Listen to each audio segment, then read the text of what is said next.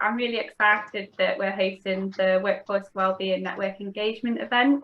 My name's Laura Bentley. I'm the GPTF Programme Manager, focusing on retention, wellbeing and EDI.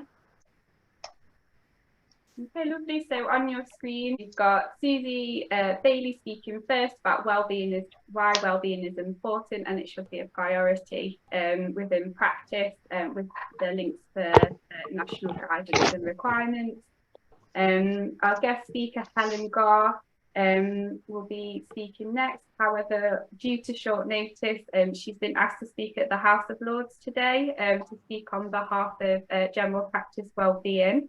So she's off down in London presenting there, but she has pieced together a bespoke presentation for us today. I'll be following up with what projects are happening locally in Derbyshire.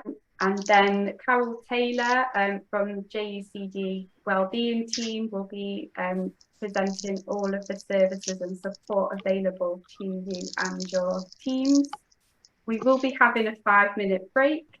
And then after that, we will have some breakout rooms, feedback, summary and close. So hopefully we'll get all of that done in the next couple of hours. From this session today, we really hope that you'll leave the day with a greater understanding of why prioritising wellbeing is important for your practice and staff, what you could try, and importantly, who you can reach out to support those initiatives that you may want to embed. As promised, when we advertise, there will be a resource pack along with the recording issued after the session. And this will include the action plan pro forma, which is completely customizable and editable. It will contain all of the ideas generated from today. And it will then support your cross submissions, but hopefully also your initiatives within practice. So without further ado, I'll hand over to our medical director, Dr. Susie Bailey. Hi, thank you everyone for coming. We've got a really lovely breadth of people who are attending today, both GPs, people from practice management, also people from admin teams and some of our wellbeing champions. So whether you're here because you've got a passion for your workforce wellbeing, or you're somebody who's responsible for counting the QOF points, or you've just found it in your diary because your practice manager put it there and you haven't run away quickly enough, we're very welcome. We're very welcoming, really glad to have you here. So for GPTF point of view, this has been a really important thing for us for a number of years. It started off with our retention and resilience work streams, and we were finding there were a lot of key themes around workforce. The COVID response, we were also heavily involved, and we then became one of the national pilot sites for primary care wellbeing. And we found out through that, an increasing amount of information, an increasing amount of things that can be done to try and help general practice staff wellbeing. And our local data tells us that it needs to be a priority. So our next slide shows some of the staff wellbeing surveys that we've done over the past couple of years. And this was the most recent done, which was about 18 months ago, which was just as we thought we were coming out the worst of it around COVID. Now, the first two bar charts show how people were feeling from a point of view, whether they were anxious or had motivation at that point in time around their work. And so obviously there was quite a large amount of those people that they were feeling either slightly, moderately, very or extremely anxious or lacking all motivation. So a real need there to do something around our workforce and their well-being. The second two bar charts showed what people felt that their workplaces were doing to look after them in terms of proactive support and also their work-life balance. And I think it's fair to say that both of those look like a fairly normal distribution curve. So my take-home message from that is really that there's a huge amount of good practice that's going on already, but there are areas that we can improve. And what we'd like each of you to leave today with is some different ideas to what you could do to improve your staff wellbeing. Also some really good information that might help you if you're not in a managerial position to speak to your colleagues and speak to your seniors about why this is really important. So obviously our data is now probably about 18 months old, but national data is really backing up what we're finding. Now, the last NHS staff wellbeing survey was looked at by the University of East Anglia and also the International Public Policy Observatory, and they found fairly staggering data about how much we're struggling within the NHS, particularly around our mental health. So 47% of NHS staff surveyed found that they were unwell as a result of work-related staff. We knew that our sickness levels had increased, and I think fairly strikingly, the sickness absence in the NHS is more than double the national average. We've got a real problem here. The bar charts taken from the national NHS staff survey, which is largely trust-centric, but it does obviously have comparables with primary care, show that year on year, apart from the top bar chart, we are increasingly struggling with how people's satisfaction is at work and whether they would recommend the NHS as a place to work. Interestingly, the top one, where we are increasing year on year, is how unwell people are feeling. So not a resounding success in terms of the NHS as a place to work. If we then move on to last week, I'm sure most of you will have seen the national press which reported the Nuffield Trust information, which again reinforced that message of around staff sickness rates, particularly in relation to mental health. And I think any one of us working in general practice at the moment, particularly sitting in that reception, listening to the frustrations of patients because of the service we know we're struggling to provide at the moment, can understand why this is happening. Again, if we can move on, please. So that gives us a lot of information as to what's going on. And the question is really why we should be prioritising workforce wellbeing. Now, interestingly, at a time where the funding for wellbeing from the NHS point of view has been cut, there is a large amount of push that practices start doing more and more. And whilst I don't disagree with this being an important part of an employer's responsibility, the work that Helen's doing today in the House of Lords is obviously very important for trying to get national funding to do more to support wellbeing.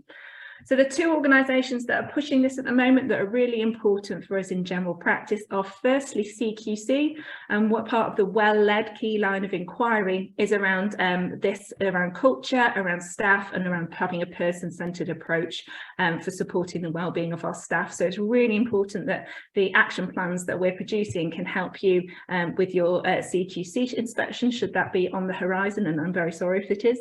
And secondly, and the main reason that we're here today is because this is part of the quality domain now in QOF. So the two elements that we're talking about is about a continuous quality improvement activity focused on workforce wellbeing, which is what we're going to be talking about in more detail, what that could look like today. But also another bit of tick boxing is obviously attending to PCN level or network or local level network events. And we have discussed with our local commissioners, and they are happy that this counts as one of your network events. So you can sit back smugly and know that you're earning QOF points simply by being here today.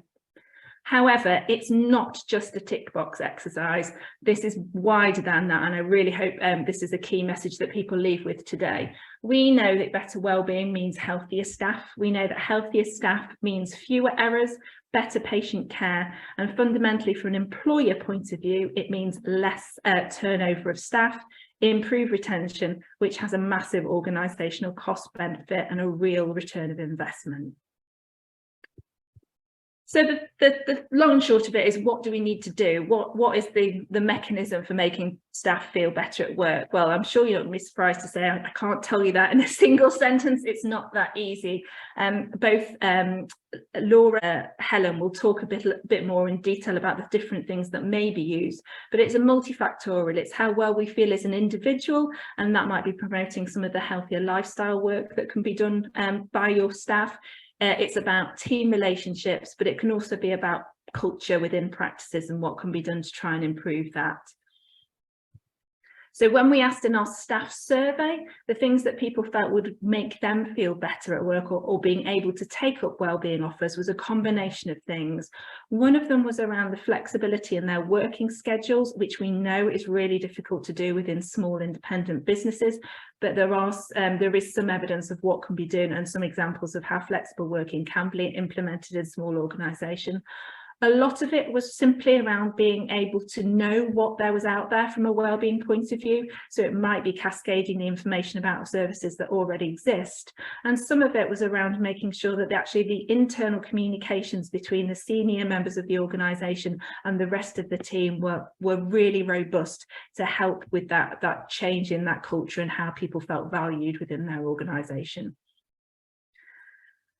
And what you'll find is there's probably a couple of you per practice on this call today, but your team that can be involved in this wellbeing work is much wider. We often find through our wellbeing champion work that there are individuals working within practices who are really passionate about this, who aren't necessarily in the senior leadership position. They might be an advocate for physical activity and do loads of things like parkrun and are keen to get other people involved. They may be interested in mindfulness. They may be really keen on doing charitable work, all of which are key fundamental parts of making us feel better. So it's about harnessing them, and it's about making sure that you've engaged your staff in terms of whatever you're going to do. And also your team is wider than that. You don't need to recreate the wheel here. There's a huge amount of experience that we've already got in terms of what can be done within practices. Laura will talk about this in terms of some of our PCN wellbeing retention projects very shortly. And also we've got really good links through Laura to the Joined Up Care Derbyshire wellbeing team, who run a wealth of different support that can be used as well. But I am, if not a realist, and also mildly political, so you may have noticed. So, you know, there is no silver bullet here. There's no one size fits all thing that's going to help improve things. We know University of East Anglia work that was done, that there are a few things which are believed to have helped. Some of that, again, goes back to working environments and working schedules. Some of that is the physical environment, which may include things like being able to get out and see some greenery at lunchtime, or perhaps have a standing desk. Some of it is that systemic stuff around leadership development, so people understanding their role, also understanding the communication of what's happening within their workplace. And then maybe some members of your team that actually need signposting to some social support, such as the financial wellbeing services that the Joined Up Care Derbyshire wellbeing team lead. And also, we really acknowledge that independent contractor status as general practice with a single monopoly employer means we are limited because of the issues that we've got around our workforce and also our well-being. So this is literally a case of a lot of times of cascading the information that's out there, listening to your team, understanding their needs, and making small incremental changes and seeing whether or not they work. So effectively, a quality improvement approach. And this is what QOF is asking us to do. It's asking us to look at what might work, understand what's happening with our staff, think about changes that we can implement, and then see whether or not they work. The next slide demonstrates the PDSA cycle, which I'm sure most of you are familiar with. If you're not familiar with, it's commonly used for quality improvement without the NHS, and it really isn't rocket science. It's about working out what you want to do, doing it, seeing if it worked, and then deciding whether you're going to continue doing it or whether you're going to do something else entirely. We want to understand from you guys what's worked, what hasn't worked, so that hopefully, if this is really and truly from QOF point of view a continual quality improvement project for workforce wellbeing across Derbyshire, we can learn from one another and we can see what works, and we can cascade information so that learning within one practice might benefit a whole heap of other practices. So you'll be glad to know that that's all from me. So I'm going to hand you over virtually, albeit, to Helen. So Helen is a phenomenal individual. She's the Wellbeing GP. Many of you will have come across her through the quests that Laura's organised for wellbeing. She's part of the Practitioner Health Programme, which is an absolute lifesend for many people who are struggling with their mental health, working across the whole of the NHS. She's also a massive advocate for physical activity and has been one of the public health clinical champions in the past, and is still a practicing GP. How she manages all of this, I have no idea, but we're hoping that although it's a loss to us that she's not here to do our speech today, that she can make a real difference and try and get some funding across the NHS for more wellbeing work, particularly within primary care. Hello, my name's Helen Garr. I'm a local GP and I'm also the Wellbeing GP, and I'm here this afternoon to give you a whistle-stop tour of wellbeing that's really worth it. So thank you so much for joining us this afternoon, and I'm incredibly sorry that I wasn't able to join you, but hopefully this short video is going to prove useful. So we are going to learn in the next 30 minutes about why wellbeing is really worth it, and it's not just about buying the fruit. So I'd like us to start with a mindful minute. So I invite you to sit back in your chair, feet firmly on the floor, and if you feel comfortable, close your eyes. I would like you to take 2 deep breaths, in through your nose, out through your mouth. And as you do so, I'd like you to let go of all the stresses of the day so far. Let go of all the thoughts of what you have to do later on this afternoon. I want you to take notice of any areas of pain or tension in your body. Focus on your shoulders and let them relax. Now, bring your attention to your forehead and let it soften.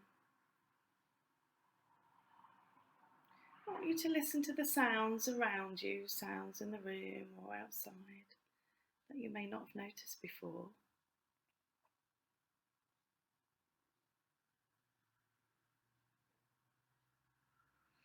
And focus on how your body feels on the surface that's beneath you.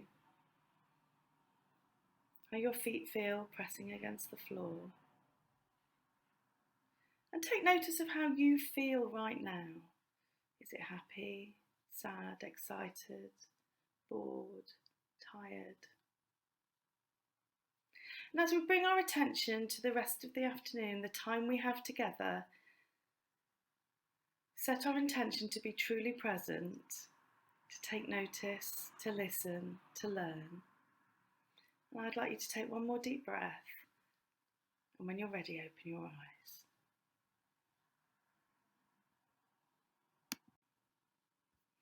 So one of the golden rules of presenting, never start a talk with a quote. So I'm going to start my talk with a quote. Nobody cares what you know until they know how much you care. So nobody likes being told what to do. Nobody likes having to tick a box. But let me tell you, if looking after our staff and caring about our staff's well-being is a box ticking exercise, well, we might as well just not bother. So whatever you do, and in fact it might be the only thing you do, the thing that makes the biggest difference in looking after your staff's well-being is to actually give SHIT, to actually care. If we genuinely care for each other, and our staff will know when we genuinely care, the rest will follow. So have you ever had a boss who genuinely cared about you? Have you ever worked in a team who genuinely cared about each other? You could take on the world, yes? So you wouldn't be here today listening to this talk if you didn't care. I expect you've been volunteered or chosen to attend today because you are passionate about and you truly believe in looking after the well-being of your staff. And do you know what? Only 27% of employees think that their employer truly cares. So we're going to have a look at how we can embed a compassionate culture that supports the health and well-being of our staff. It doesn't take a lot of finances or resource, but it does need us to genuinely care. So I want you to think of a time where you've worked in a place where you felt cared about. So I worked in a wonderful place for many, many years. And the reason I knew it was wonderful, from the first week that I started there, I was trying to jiggle around some of my shifts to try and get to my 6-year-old's sports day. And it was all looking a bit complicated, and I'd never been in a place where actually it was even an option to jiggle around my shifts. And I spoke to the practice manager, who said very calmly and incredibly sincerely, nobody should ever miss a sports day. And that one sentence that he probably doesn't even remember saying to me, that set the tone, that set the culture, that made me know I was working in an organisation where people really cared about our work-life balance. And no matter what the initiatives that went on in that workplace, and there were some wonderful wellbeing initiatives, so much so that that workplace had a waiting list for people to come and work there, it didn't really matter so much what the initiatives were. What matters were they were built on a foundation of people who really cared. So what's great about where you work now? And there's probably lots of really great things when you stop to think about them. But we get bogged down with the day-to-day minutiae, don't we? Think about what is wonderful about where you work now. What makes you stay there? What gets you out of work in the morning to go to work? And whatever that is, let's hold on to that and let's build on that. So Richard Branson famously said, clients do not come first. Employees come first. If you take care of your employees, they will take care of the clients. Now let's replace clients with patients. Imagine how it would be if all of our focus, our energy, our resource went into looking after our staff first. Imagine what would follow. I'm not saying we should put all of our resources into looking after our staff, but imagine a world where that happened, because that's what happens in corporations like Virgin, Google. They have the focus on looking after their staff first, because they know if they do that, the benefits will follow. So what are the benefits? Huge benefits, so much evidence that if we put some effort and some energy into really caring and looking after the health and well-being of our staff, our organisations will be healthy and thrive. So return on investment, ROI, doesn't actually have to cost a lot of money to start to look after our staff, as we will see. But for every pound we spend, we can expect to see around £4.20 in return. Recruitment, retention, these are big things right now, aren't we? And as I said, I've worked in an organisation where there was a waiting list. In fact, the current organisation where I do my day job, we have a waiting list for staff to come and work with us. Our talent pool is getting smaller. We are competing for the best talent. If you are known for caring about and looking after your staff, people will come to you. People will want to work for you. So Gallup did a poll and they discovered that staff who feel their employer cares about their well-being are 69% less likely to actively be searching for a new job, 71% less likely to report experiencing a lot of burnout, 36% more likely to be thriving in their overall lives outside work as well as in work, because how we are in work affects our lives outside of work. And they are 3 times more likely to be engaged in their work. And what do we mean by engagement? Engagement simply means staff will go the extra mile. They are committed to your organisation. They will do what it takes to get the job done. And they're 5 times more likely to recommend your company, your organisation, as a place to work.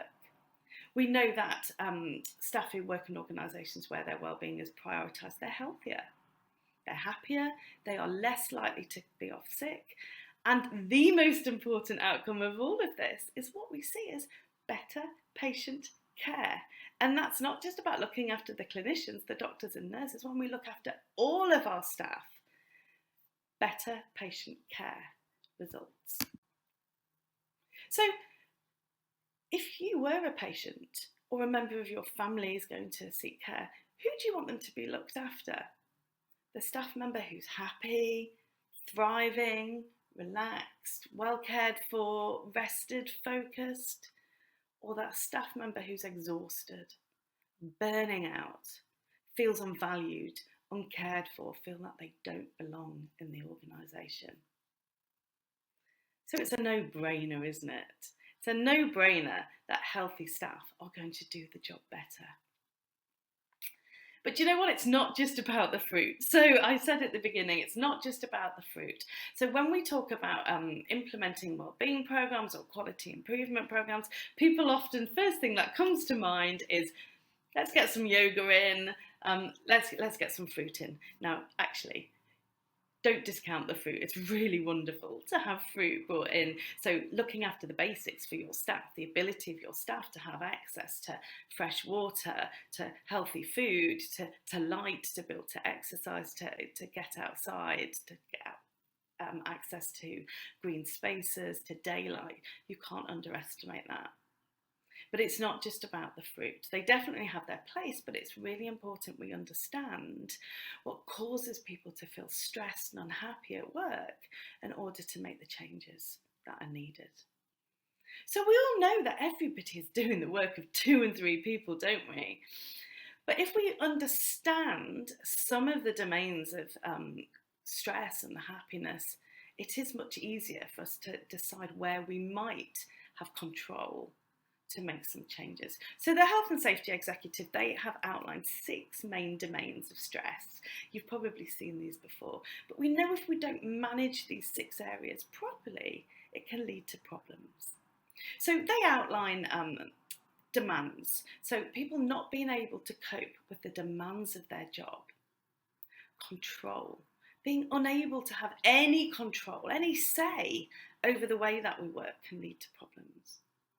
Not receiving enough support or information about the organisation or about the work that we're doing. Not having good relationships at work, we'll come on to that in a second. So trouble with relationships or being bullied or feeling isolated. Not understanding your role, so not having clear responsibilities and clear outline of what your role is and what's expected of you.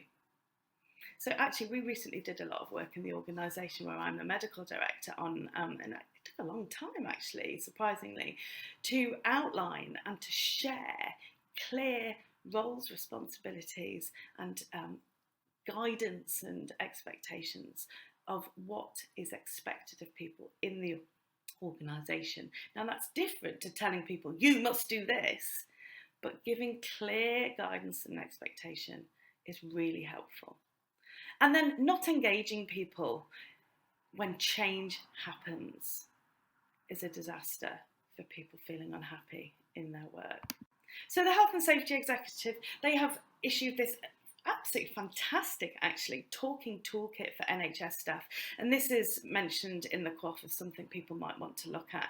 And I would suggest, actually, we think about not doing stress risk assessments just when things are going wrong, that all of our staff should be having these regular conversations, and this should be a regular part of how we look after our staff. So when we think about health and well-being and what we can do, we think about the fruit, we think about the yoga, but often we think about money, fair pay and conditions. Now that is important, however, it's not just about the money. So we know that people value time. People value being cared about more than they value the money. So a shorter commute would make you as happy as a 40% pay rise. A paid holiday from your boss would make you happier than receiving cash. Having more free time makes you happier than having more money. Yet people often think money is the answer. So this is called effective forecasting. We're not so good at recognising what will make us happy. So in my last organisation, they implemented a programme of giving people their birthday day off. And I'm very, very sure that went a long way to contributing to the waiting list. Now, that costs quite a lot of money when you look at it in real terms, giving people a day off. But the return on investment from giving those staff the birthday day off, so the increase in engagement, the decrease in sickness, the increase in retention, recruitment, no recruitment issues from making that one change. So that return on investment was huge.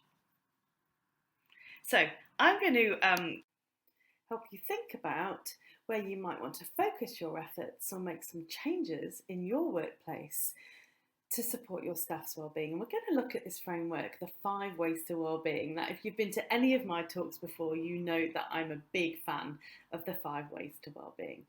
And the 5 ways to wellbeing are evidence-based domains that the New Economic Foundation have shown us that if we make changes at an organisational, a system, and individual level in each of these domains, we will be healthier, happier, our wellbeing will improve. And those 5 ways to wellbeing are connect, learn, take notice, so be mindful and grateful, be active, and give.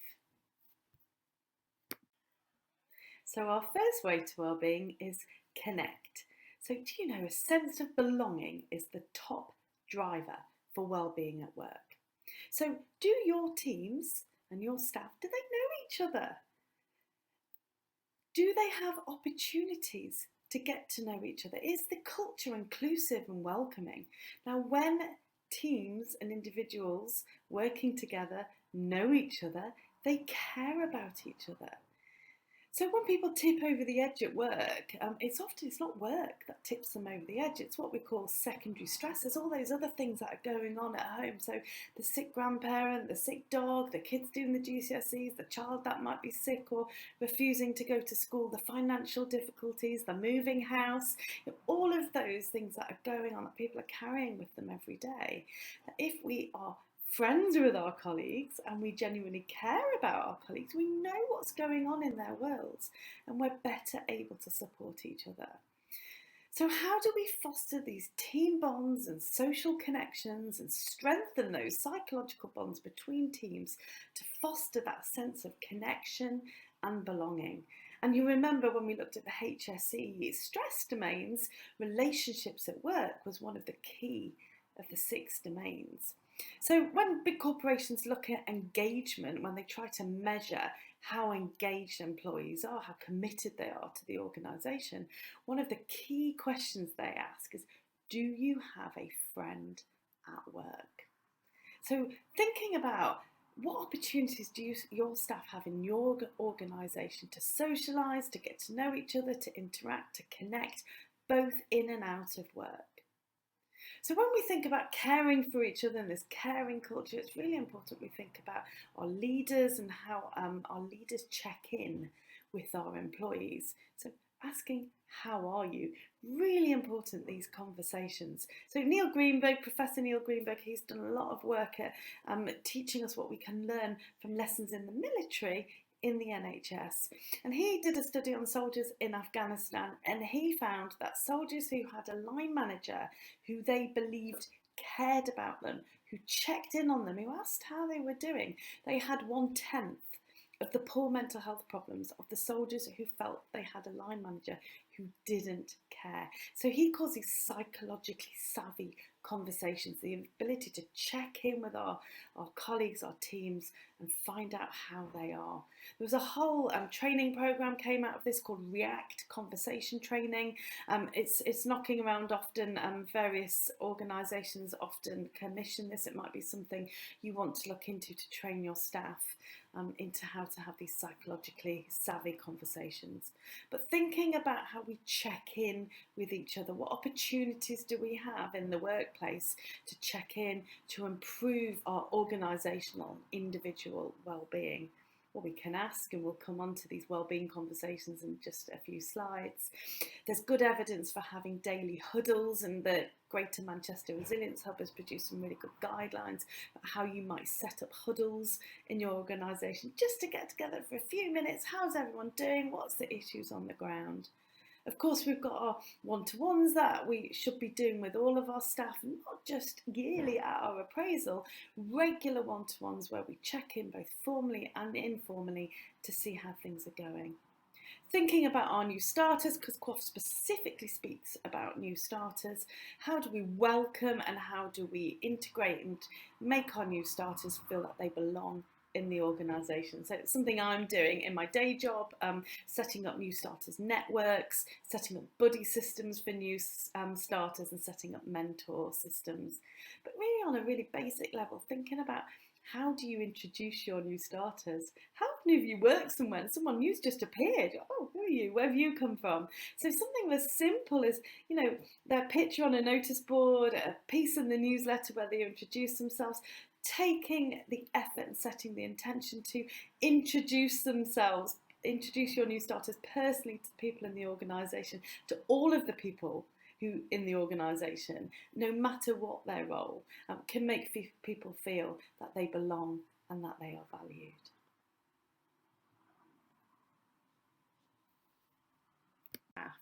So this is something that I stole from a construction site that they, in the health and safety environment, they are taking checking in on staff very, very seriously. And this is something I have on a building site. And everybody, all the builders in the morning when they turn up on the building site, they have to stick on this massive, great big Richter scale that's at the door. They have to pick a picture of which Rick they are feeling that day. And actually the site manager, the foreman, if they've got people who are feeling like Ric Flair or Rick Mail, and somebody's stuck on I'm a Ric Flair today, they'll just go off and they'll have these psychologically savvy conversations.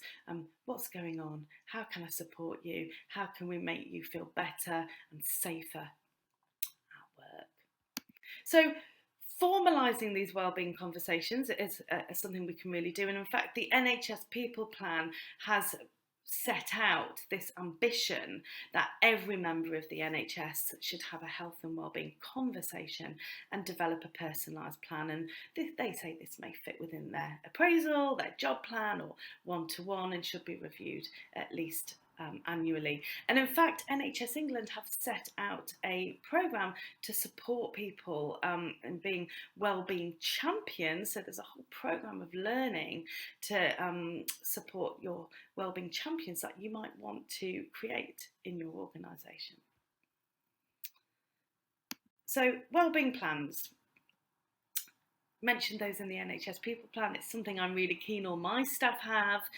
Some really great wellbeing plans out there that you can get. So this is a fantastic one from a website called wellbeingandcoping.net. So it gives you can check in, see how you're doing, gives you ideas to improve your wellbeing depending on how much time you have, and helps you complete a documented wellbeing plan. So WRAP plans, Wellbeing Recovery Action Plan, this came out of mental health, but it's now become very much more mainstream. Some other really great wellbeing plans that I like, so Bonnet, Enfield and Haringey have a great one, Mind has a great one. You can just stick in wellbeing plan PDF into Google and something will come up. Great idea for doing a tutorial. The Wellbeing GP, the organisation that I run, we can come in and do workshops with your staff where everybody leaves with a formalised, documented wellbeing plan. So getting you to think about what can I do each day to improve my health and wellbeing at work? What do I need others to do? What do I need to do less of? What do I know if I started doing would make me feel better? A really great question if you're leading teams to put into your appraisals, your one-to-one, your wellbeing conversations. Something that I ask regularly and actually have in our formalised one-to-one documentation is, as a leader, what can I do to get the best from you? What would I do to get the worst from you? And what's the one thing I could do right now to make your job easier? Really great questions to ask people. So our next way to wellbeing, give. So in the context of what we're talking about today, how do we give back to our staff? How do you celebrate success? So staff need to feel valued and recognised, seen and heard in order to improve how happy they are and their well-being at work. So this Christmas card here, you might have seen in some of my talks before. This is a GP shared this with me and was happy for me to share with you. The organisation she works in, every Christmas they do an anonymised 360-degree feedback. You have to write things about your colleagues that are nothing but positive. Tell your colleagues what is great about working with them, and everybody gets it all in a Christmas card. And so she leaves that surgery with that Christmas card walking on air.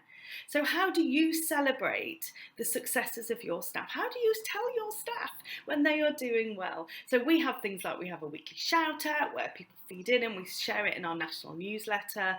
We have something called a spotlight on, where we spotlight on Michelle, and we ask all Michelle's colleagues to tell us what is wonderful about Michelle, and we share that in our national newsletter. Things like staff awards we have. Tell people when they do a good job. Set your intention to tell people, send an email. I set myself a target 3 times a week, minimum. I send an email to somebody to say, I noticed you did this. I was impressed when you did that. When you did X, it had the effect of Y. Thank you so much for doing that. When you did your talk today and you had that technical hitch, I was really impressed how you stayed calm and you kept it going. You did a brilliant job. How do you feed back to your staff? How do your staff know if they're doing a good job? Is it a once a year appraisal? Is that enough once a year to tell our staff how well they're doing? People need feedback. People need to know how they're doing.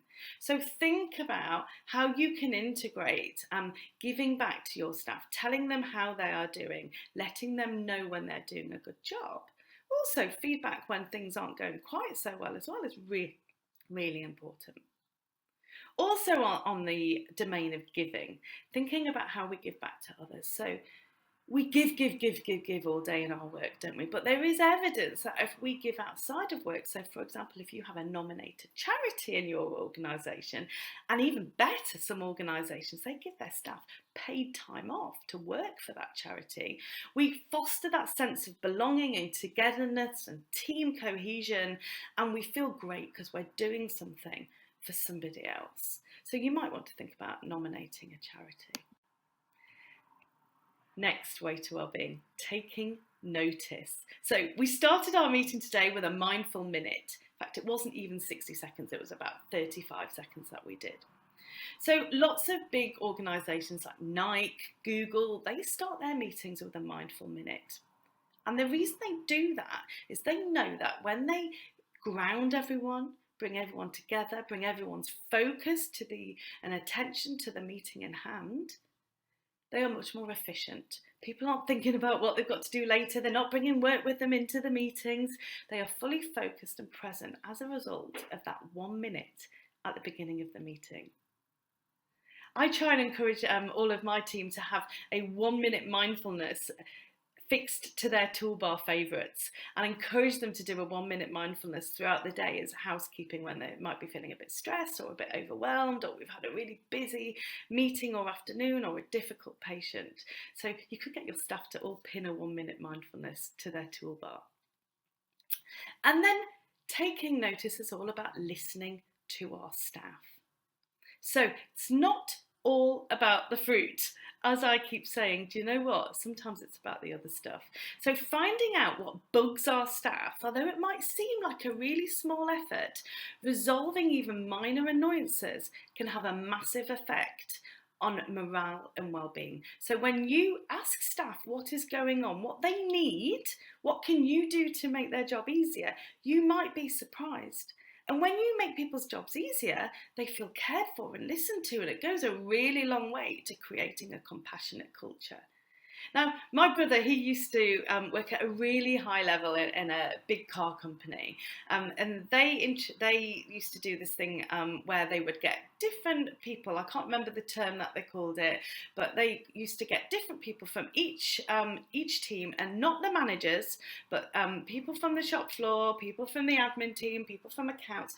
One person from each team would come together once a month, and they would just share what is going on the ground, where the hitches are, what's bugging people, what's annoying people, and hear what's going on the ground and what needed to be improved. And we brought this into an organisation I worked in, and I think we called it surgery level teams, SLT, I think we called it, surgery level teams. And we brought people from all the different, from reception, from admin, the nurses, the doctors, one person, not the managers, brought them together once every couple of months. What's going on? What do we need to improve? And when you ask and listen, you might be surprised about what you hear. So my brother did this. They spent all this effort bringing people together. And do you know the one thing that people wanted the first time they did this in their massive organisation? They wanted more teaspoons in the staff room. So the high-level leaders, they had all this money ready. They were ready to bring in all these massive big changes and spend loads of time and resources on making big changes. They thought they were going to have to bring in a gym or, you know, big changes. And actually all the staff really wanted, the thing that was going to make their life better was more teaspoons in the staff room. So ask and listen. You may be surprised, and it may give you some easy wins that can really change. And when you listen and then you do, it changes the culture because people feel valued and they feel that they belong. So it's a really good idea to do a you said, we did. You asked for this, we did that. So what's the one thing I can do to make your job easier? And I've heard all sorts of things going on in primary care around this. So things like taking a team decision to carry on wearing scrubs, standing desks, second screens, getting a water cooler. My last organisation, they actually put out an advert for a tea lady, an old-fashioned tea lady, to come round because the doctors were saying, we just want somebody to bring us a cup of tea during our surgery when we haven't got time to go out and make a cup of tea. Bigger things you can do across your organisations that really work, listening to your staff, is giving staff space to be heard and to reflect. So things like Schwartz rounds, Ballant groups, listening spaces, things that the evidence shows us really works. And on the being mindful topic, this is something I did with my staff. Cost £5 off Amazon, a mindful colouring board.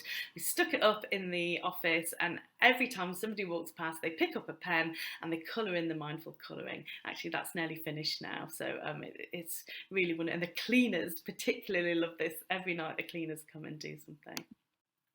Our next way to well-being is thinking about being active. We know if we're active, we live longer, we're healthier, which is a win-win for all of our staff. So thinking about how you can start to have active staff, what changes might your staff be on board with? So I've heard of step challenges.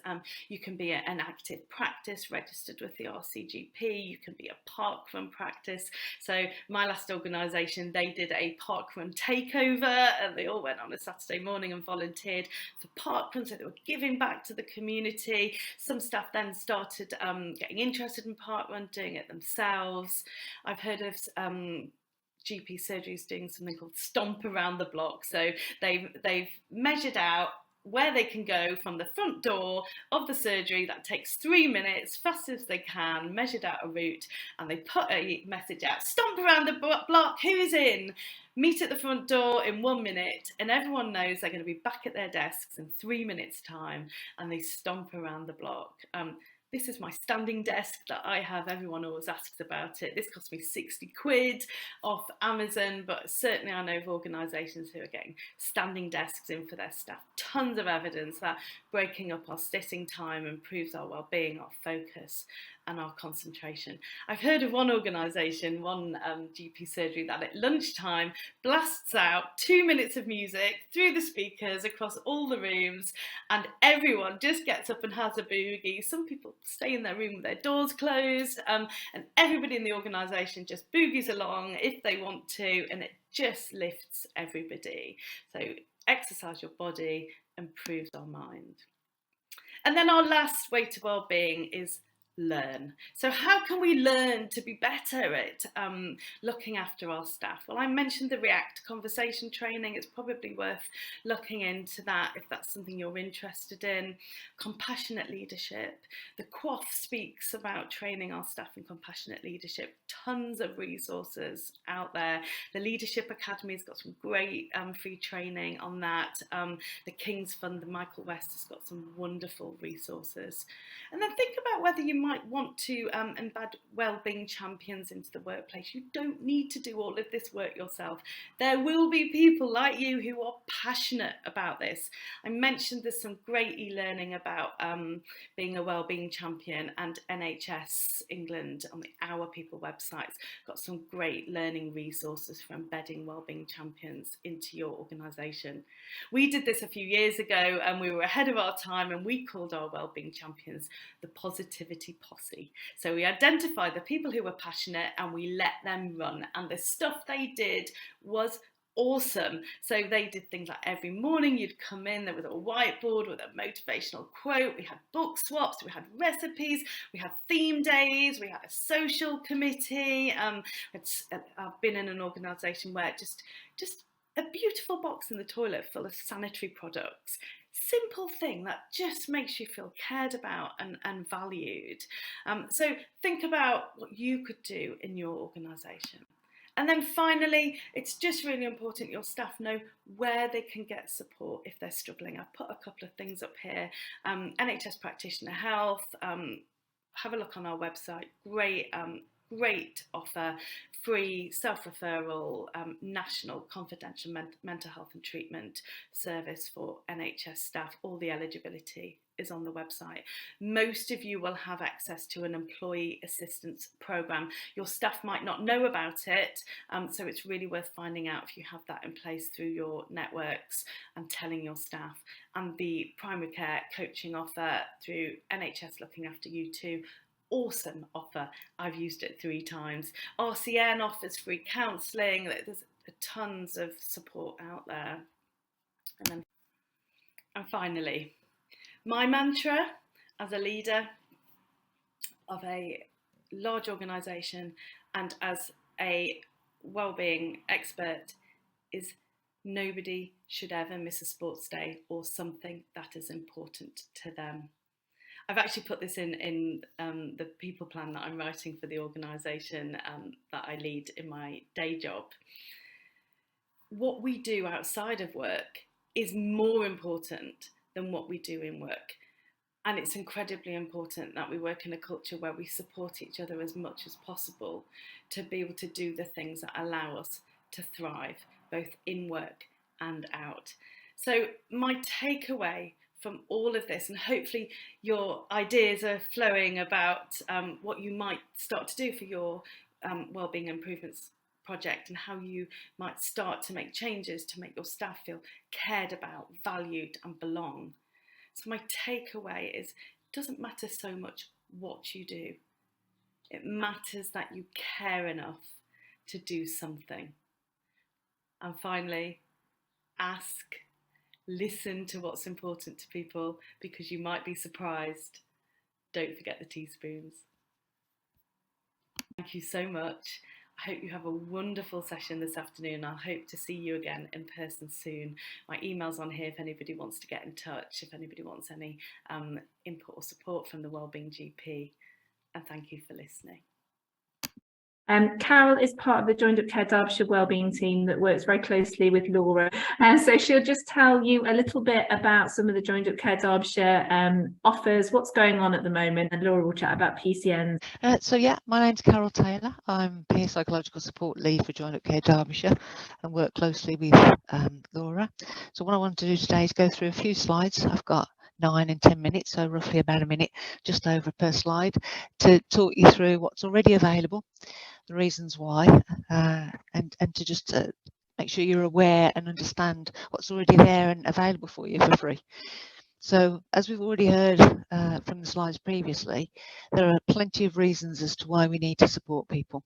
Their emotional and physical health all contribute towards their well-being. So you can see there from the wheel, it's been broken down into emotional, social, intellectual, spiritual and physical. And we have an activities timesheet that pretty much has an impact on every single one of them areas. Thank you. So the team, that's not all of us, that's most of us, but we consist of a group of health improvement advisors who are qualified, committed individuals that deliver a range of support services. And it's split into 3 areas: health and lifestyle support, which includes weight management, sleep, help boosting your immunity. We can talk to you about retirement, menopausal. Then we have the psychological health, which is my area, where we have response to trauma incidents, and I'll go through each of these as well, where we can look at stress and anxiety and the word resilience, which is in the title, not one that's chosen. Reflective practice, React mental health, and again I'll go through all them talking therapies that again have been spoken about that we know are beneficial. And then we have the physical activities, where people have stretches and headaches, aches, pains, etc. And all of these staff are qualified to support you through classes in all of the above.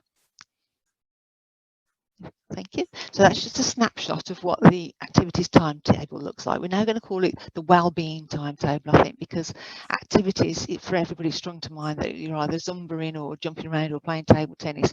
But as I said earlier, it has lots of support, not only in relation to physical health, but in relation to mental health and general well-being. This is available and we can share it, but it should be already out, and your wellbeing champions will be aware of it anyway, but that's something we can make sure is available to everybody after the session. So first of all, your wellbeing champions. So we've talked about the health improvement advisors, or our qualified staff. We have our peer support staff and practitioners that support my area of work, which I'll go into afterwards. But then on the ground, we've got our wellbeing champions, and they're people that do this role alongside their own, and there it's listed the sort of benefits. They're a great resource. There's people that can share information, can give good feedback, create opportunities, as it can say on there, support colleagues to services. We've got a good community network where we have regular meetings, so information shared and being able to be accessed on a regular basis. So people connecting who you know, do you know where to, hooking up with mental health first aiders, all sorts of information. And again, it's all for free and it's all accessible to you now. So if you're looking at your plan, something you may want to consider and build in. At the minute, we're offering reflective practice and React mental health to GP task force. So we can facilitate both, but I'm just working with Laura now to do a train the trainer module. So in relation to reflective practice, so first of all, what is it? Reflective practice is an opportunity where a group of staff can get together and talk about a particular event, set of circumstances, and what it felt like for them. So as a group, they get together and we follow an acronym called FINE. So what are the facts? Constantly we have lots of phone calls, constantly we have aggression, etc. Okay, so what's the impact? And it gives the opportunity for each of the people in that room to say what it feels like for them, how it made them feel. So it's good to talk, it's good to be able to say how you feel, the opportunity to share your experiences, but then it's equally a powerful team building. I then know how my colleague feels. I didn't think she felt like that, now I know. So it's a really good supportive tool. We then move into the N, which is how you're operating now. So that's the impact, that's how it's made you feel. How do you bring that into your day-to-day life? How do you adjust things to suit that? What do you do? What's your support mechanisms? What do you need to do next? What's your plan? And then the exit of the FINE is, it's a discussion about where you sit within your own mental health and how you are, and being able to understand where you are and access support when you need it. And again, this is something that's already there and available to you. It follows the acronym REACT, and that's about recognise, engage, actively listen, check risk, and talk about specific action. This is introductory training that enables people, reminds people, and gives people the tools to check on each other. Are you okay? Is there something different? Have you noticed something different? Have you noticed something about a colleague and you don't want to ask them yourself? Engage. Start there, because that low-level bad day can escalate into something more. And as we've already spoken, people have spoken about, talking therapies are useful, they're beneficial, and showing that you care equally so. listen to what they have to say, see if they're okay. Are you all right if I check in with you tomorrow? Have you made an arrangement to talk to your GP? Are you going to go home and talk to this about, you know, to your loved ones, another colleague? But this training is really useful and a good reminder, and we get good feedback. It's available to you now, but we're happy again to come out and train anybody within your organisation who wants to be able to deliver that, so you're sort of self-sufficient. These are two other areas that we offer support currently within JUCD, but not to GP Task Force at the minute. It's something that could potentially come. Response to trauma. So we hold what's called a TRIM discussion, and that's if somebody recognises an incident as traumatic, that's the only criteria we need. It doesn't have to meet anything else. And up to now, we've supported consultants to cleaners, from security, it's their day job, through every range. And it's a proven early intervention discussion that's a check to see how they are outside of the norm. We know that the body goes through functions and responses to trauma, but it's assessing where that sits in the realms of norm, and then being able to signpost them quickly if we feel that they're not recovering as quickly as they could. So that's trauma, a one-on-one discussion that's, again, good feedback and useful. The other straw is our resilience conversation, and I was listening to the lady talk about the 6 key indicators that exacerbate stress, and all of those indicators are discussed as part of a straw discussion, and again including work-life balance. So it's about basically, what's your baseline, what's your support mechanism like, what do you like to do for fun, because we know that talking works, taking time out and doing things you enjoy work. What's wrong now, what's within your control to sort. And then the final part is a plan. What do you need to help you? So again, it's that caring message. What's stopping you doing it? What do you need to help you do it? And then we check in again to see how that plan's working. And if they're in a position where I really don't know, and between us we can't make a plan, again, there's the opportunity to refer into counselling or other support, of which we have a raft of, that's again all for free. So that's it. So I've had my 10 minutes. So my name's Carol Taylor. Drop me an email if you want to, or something in the chat. I have regular conversations with Laura. So if there's any of that you need to bring to life more, or you're more interested in the training, just give me a shout. So what we're gonna do now is Laura's just going to talk you through some of the PCN projects that have been done over the past year, that have been focusing on retention and wellbeing, all of which we think there are snippets that can be implemented at practice level. So if I can pass on to Laura. Over the last 12 months, PCNs across Derbyshire have been working away on retention and wellbeing projects. So there's been 8 involved across Derbyshire. And what I'd really like to do today is share what they've done, what they've implemented, the different approaches they've taken, and what's been a success and has some sustainability for the future. So it's really important to note that yes, these are PCN projects, but the ideas that I've taken and I'll be presenting today are all implementable within practice at practice level. So every PCN also took support from, as Helen and Susie as presenters have said today, you know, they've utilised the resources around them as well. They've not done it as a standalone. So they have utilised expertise from GPTF through like listening groups and reflective practice sessions. And then also the JUCD, so colleagues such as Carol, providing support there. So if we go to the next slide, you'll see a very bright, jazzy slide deck, just to add a pop of colour.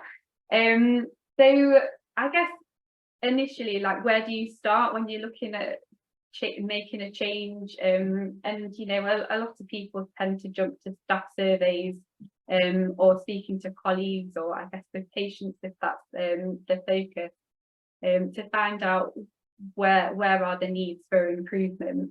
All PCNs went out and did either surveys to collect raw data on staff wellbeing, to find out what their gripes are or their little niggles, and how they were feeling on a scale.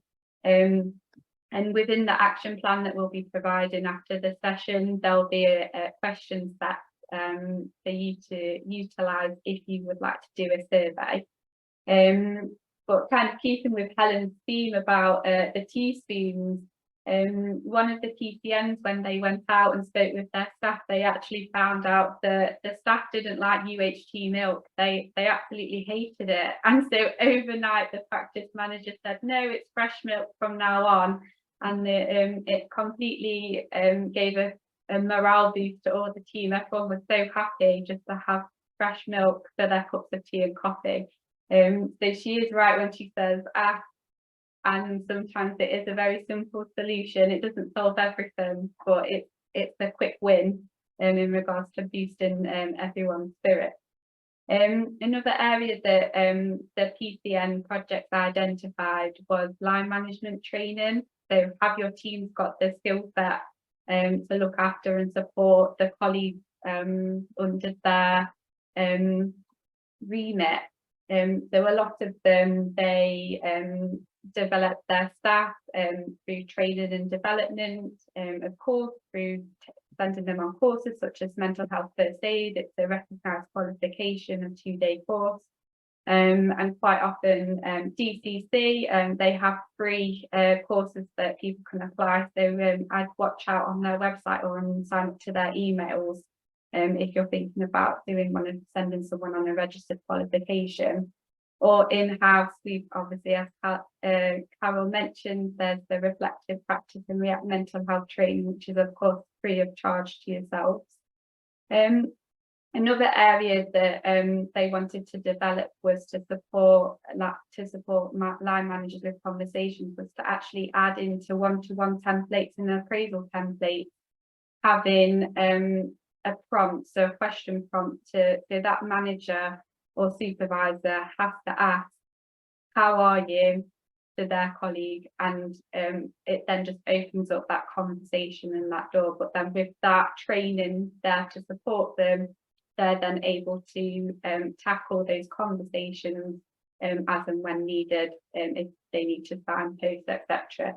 I know Lister House, they also implemented wellbeing walkarounds, where a senior member of the team, once a day, they would kind of rotate around different teams and different colleague groups, and they would open up just to have friendly chats, and they also found that really beneficial and the staff really engaged.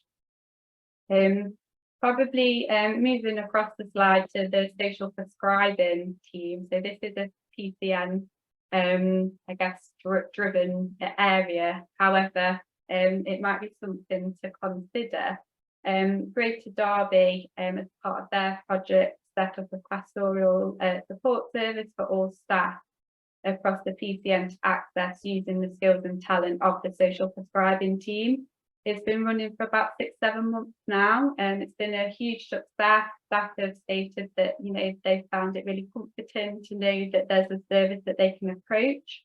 And as a knock-on effect, the social prescribing team that are doing the delivery and that support have said that their role satisfaction has increased as well, because they're not only supporting patients, they're supporting staff, and they feel more embedded within the practices themselves as well as the PCN. So it's really creating that culture and driving community across practice.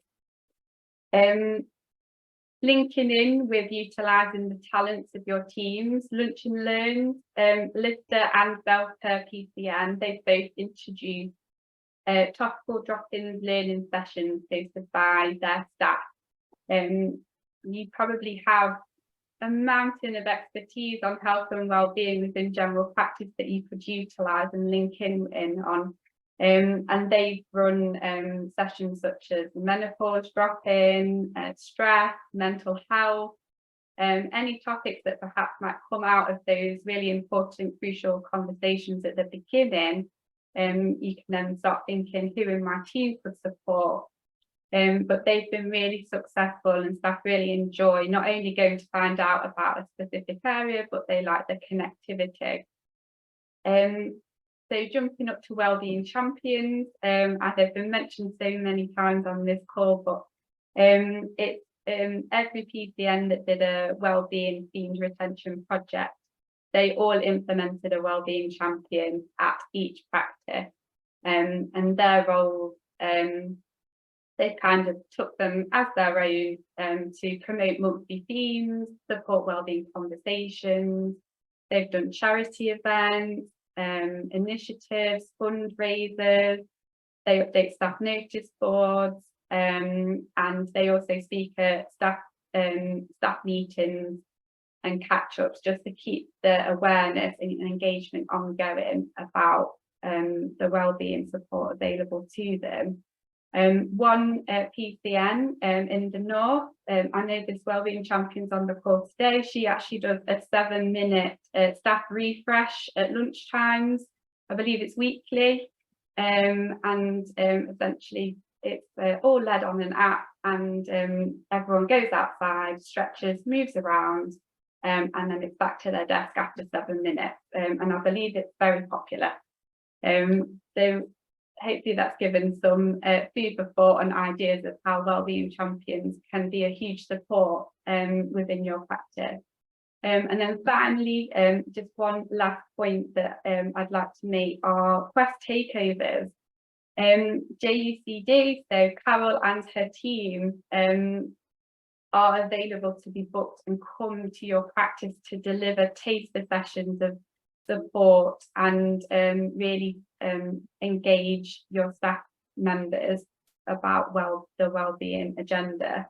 To date, they've probably been to about 20 quest sessions, which is absolutely outstanding, really. They've spoken to over 1,000 members within general practice, and within that, the engagement of the JUCD team and task force content just continues to grow.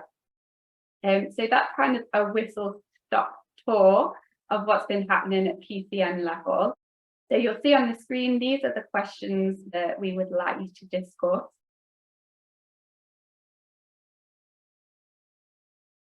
So, for my feedbackers, my facilitators, we had some good chats in our room. We had an appropriately robust discussion on what sits within spheres of control for practices versus some of the wider sort of systemic constraints that mean that whatever we do from wellbeing point of view, those workforce and workload issues still exist, and just reassuring colleagues that as much as we can, that is being fed up to make sure that we can do stuff to try and help from that point of view. We chatted about some of the things that had worked and some of the things that people had found really beneficial, such as making sure there were lots of staff fuddles, celebrating birthdays, making a fuss out of individuals.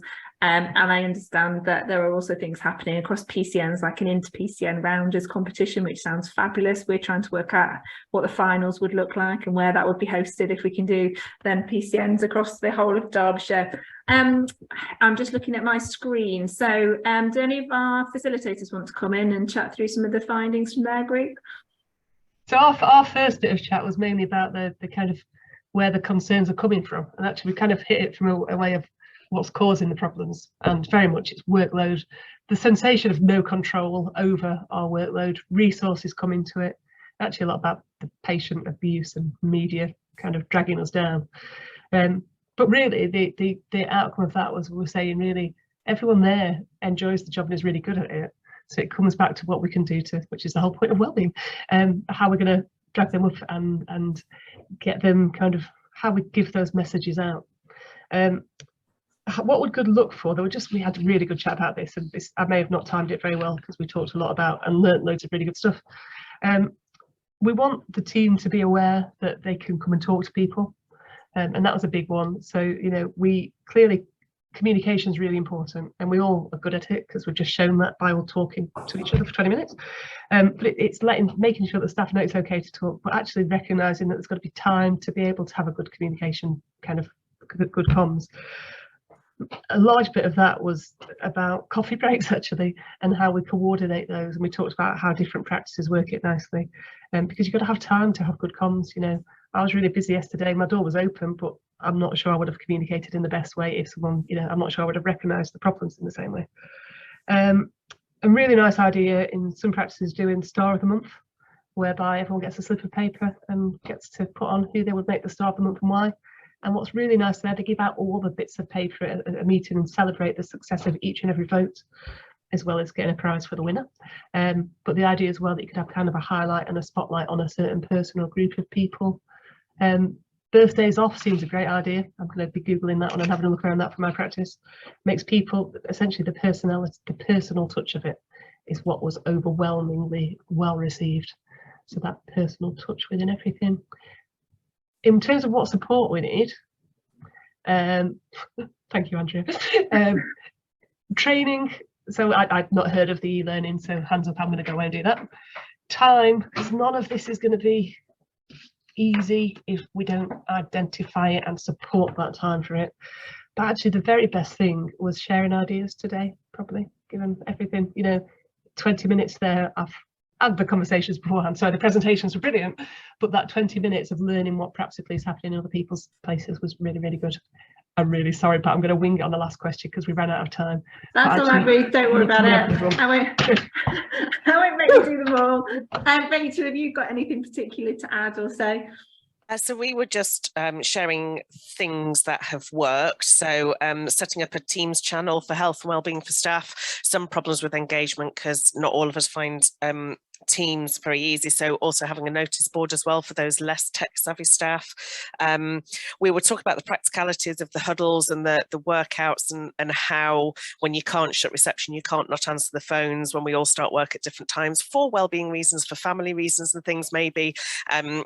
Just the practicalities of that being maybe a bit of a barrier, but things that have worked. You know, we did a Tokyo challenge when the Olympics were on to see if we could run, cycle, walk, whatever the distance to Tokyo in teams across the practice. One practice every Thursday they have a dress challenge in one of the offices where, you know, you've got to wear something stripy or something pink, and that, you know, other staff get involved in that. Having gratitudes boards, spotlights on staff every week, time at the end of monthly staff meetings to just bring up the little things, Advent stuff where everybody can get involved in that. We were asking about the feedback. People are using Google Forms for that generally, and we were thinking about ways we could check it out. So a sick leave audit was, I thought, a really, really good idea. Staff retention, but obviously that's going to take longer. Hopefully staff retention isn't so bad that we'll notice a difference really quickly. Maybe re-asking the survey questions after a while. So that's kind of what we thought good would look like. I think support wise, it's just the practicalities. People were using social prescribers. And oh yeah, one of the other things was maybe an instant message or email to staff every day, just a real positive morning, everybody, how are we, and sharing things. So that's, and who needs to be involved. We put it out to various team members, so we've got a partner heading it, but we've got a nurse, a receptionist and a salary GP who showed an interest and so are also wellbeing champions. So I think that's quite important to put it out. It shouldn't be led from the top, maybe should be led from within, so to speak. Great, thank you. Again, I'm really conscious of time. Claire, do you just want to come in on your group? And there's some really great things happening in the chat, and I think we might try and pick off our lovely facilitators. I'll communicate with them all, and we'll get a bit of a list of the key themes and try and look at how we can share things effectively and things like Laura's idea for standard questionnaire. So Claire?